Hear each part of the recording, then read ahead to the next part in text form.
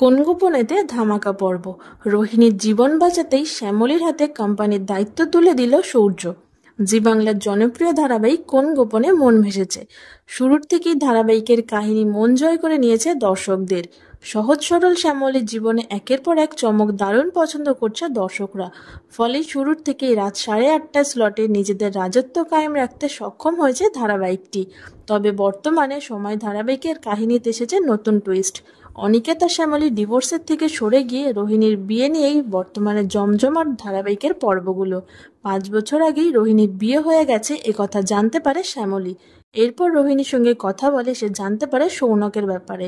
প্রতীকের থেকে ঠিকানা নিয়ে অনিকেত আর শ্যামলী জোড়া বাড়িতে ধরে নিয়ে আসে সৌনককে। যদিও বিয়ের দিন আবারও পালিয়ে যায় সৌনক। ইতিমধ্যেই ধারাবাহিকে দেখা গেছে সৌনককে জোড়াবাড়িতে নিয়ে এসে সকলের সামনে সবটা বলে দেয় শ্যামলী। সূর্যকে সমস্ত প্রমাণ দেখিয়ে দেয় অনিকেত। এরপর অনিকেত দেখিয়ে দেয় সৌনকের স্বীকারোক্তি। প্রতীক আর সৌনকের সমস্ত সত্যিটা নিজের চোখে দেখে ভেঙে পড়ে রোহিণী। মেয়ের এইরকম পরিস্থিতি দেখে ভেঙে পড়েন অপরাজিতাও। এরপর একটা লাঠি নিয়ে আসে শ্যামলী। লাঠি দিয়েই সৌনক আর প্রতীককে বেধড়ক মারতে শুরু করে শ্যামলী। প্রতীক শ্যামলীকে হুমকি দিয়ে বলে সে শ্যামলীকে ছাড়বে না, কিন্তু তাও মার থামেনি শ্যামলীর।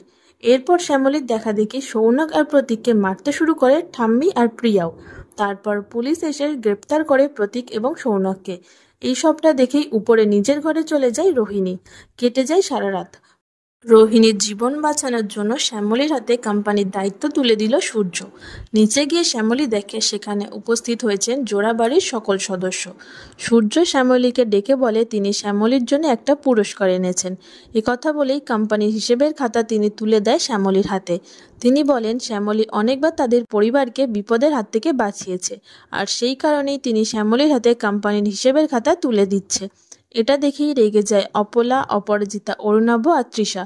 সূর্য এও বলেন এই দায়িত্বটা কিঞ্জল সামলাতো, আর কিঞ্জলের যাওয়ার পর থেকে যে যে এই কাজটা করেছে সবাই কোম্পানির ক্ষতি করেছে, তাই তিনি এই দায়িত্বটা শ্যামলীকে দিচ্ছেন।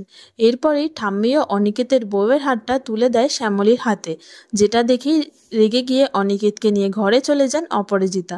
অনিকেতকে তিনি বলেন ডিভোর্স পেপারে সই করতে। ডিভোর্স পেপারে কি সই করবে অনিকেত? আপনাদের কি মনে হয়?